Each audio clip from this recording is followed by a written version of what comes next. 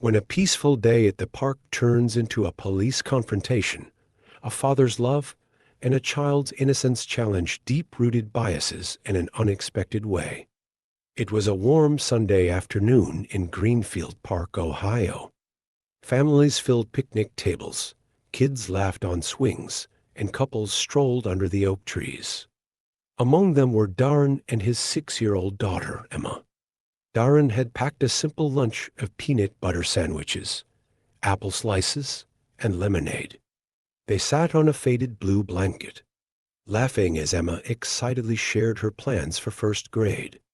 Darren's love and attention made Emma feel like the most important person in the world. Not far away, an older woman sat on a bench, her gaze fixed on them. Darren noticed her briefly, but paid little mind.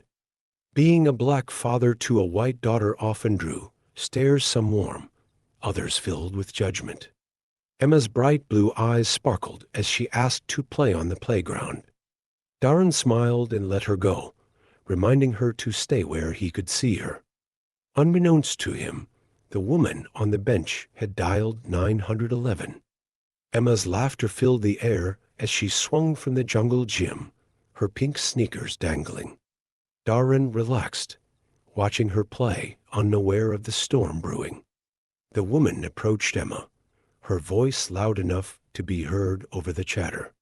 "Where's your mommy?" she asked. Emma paused, gripping the metal bar. "I'm here with my dad," she replied, pointing to Darren. The woman's expression hardened as she looked at Darren with thinly veiled suspicion. Darren, noticing the interaction, walked over calmly. "Is there a problem?" he asked. The woman, her tone dripping with condescension, said, "You don't look related."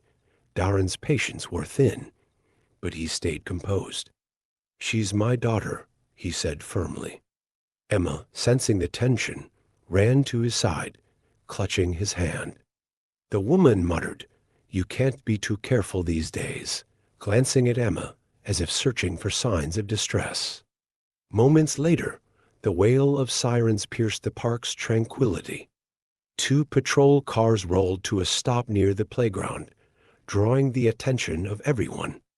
Parents pulled their children closer as 2 officers stepped out.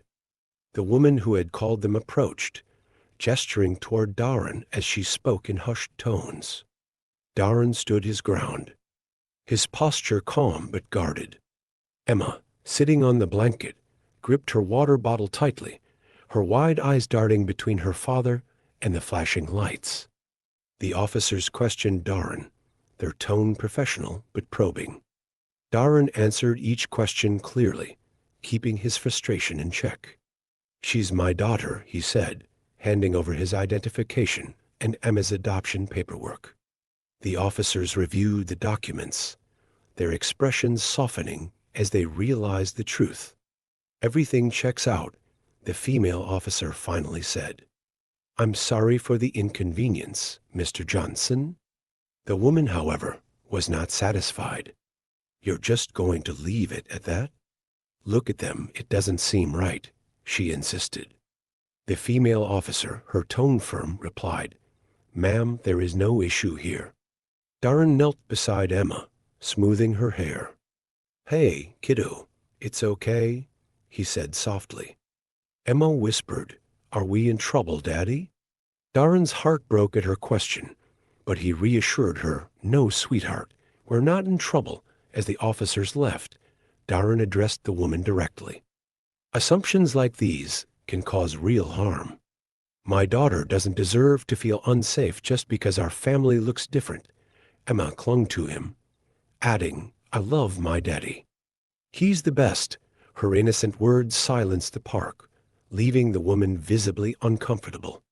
Supportive gestures from other parents followed apologies, kind words, and nods of solidarity. Darren appreciated the sentiments, but knew they didn't erase the pain of the incident. As he and Emma left the park, she asked, "Why did that lady think we're not family?" Darren chose his words carefully. "Sometimes people don't understand things that are different," he explained. "But being different doesn't mean something's wrong. We know we're family, and that's what matters. Later that evening, as Darren tucked Emma into bed, she hugged him tightly. "I think that lady needs to learn about kindness," she said. Darren smiled, his heart swelling with pride. "Maybe she does," he replied. "But what's most important is that you always remember how much you're loved." The following weekend, Darren and Emma returned to the park. This time, they were met with smiles from familiar faces, some from the week before. Progress was slow, but small gestures reminded Darren that change was possible. Watching Emma laugh on the swings, he felt hopeful. If this story moved you, share it with someone who needs to hear it. Let's challenge assumptions, spread kindness, and celebrate every family. Don't forget to like, comment, and subscribe to Unfolded Chapters for more inspiring stories.